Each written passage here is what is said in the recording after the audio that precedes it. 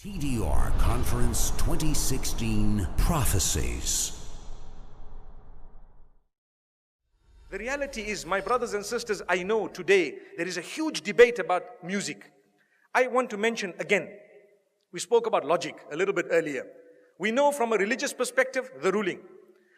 Let's speak about from a logical perspective. Wallahi, now I have done my own little research with non-Muslims.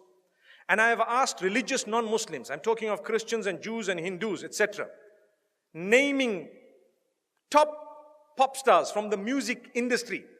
Would you allow your children to listen to this person? Never. Would you allow them this? Never. Would you allow them that? Never. Why? It's dirty, it's immoral, it's filthy, it's degrading, and it's unacceptable. Not in my home. But you're a Christian, I know, not allowed. But you're a Jew, not allowed in my home. But you're a Hindu, never, not with my children. Why? Because the industry is dirty, that's what it is.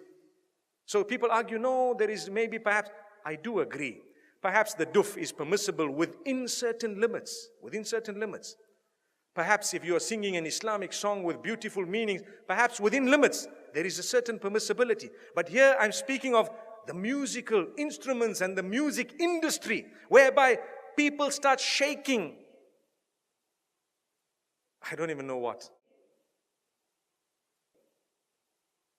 It comes naturally. They say it's natural. It's not natural. It's shaitan's way of controlling you.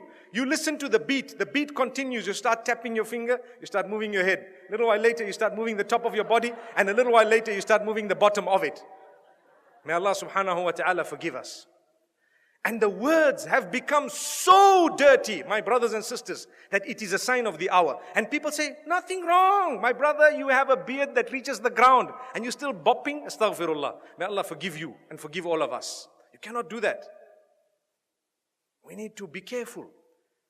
I want to teach you something very, very beautiful. Why don't you replace that with the Quran? Melodious recitation. Listen to Ra'ad al-Kurdi. Listen to anyone else that you would perhaps like, Sa'ad al-Ghamidi. Beautiful recitals of your choice. Abdul Basit, Abdul Samad, whoever else you like. There will be so many people. Replace it. It's beautiful. It's soothing. Go onto YouTube and check how the non-Muslims reacted to a survey or a little test, an experiment that was done where they were told to listen to this Quran without knowing it's the Quran and comment about it. Wallahi, now in Europe, the test was done recently and a lot of them say, it's so calm, it's so cool, it's so soothing. I feel spiritual. Go and listen to the answers. It's there live for everyone to see.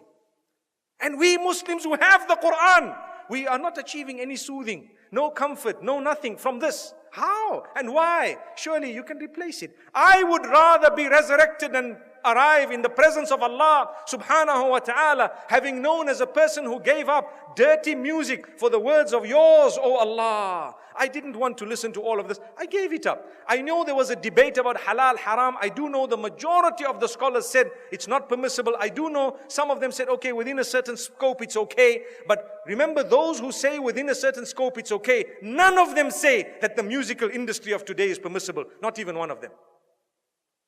Remember that. I would rather come in front of Allah and be resurrected as a person who just substituted all of this for the Quran. Allahu Akbar. Donate now. Go to thedailyreminder.org/donate.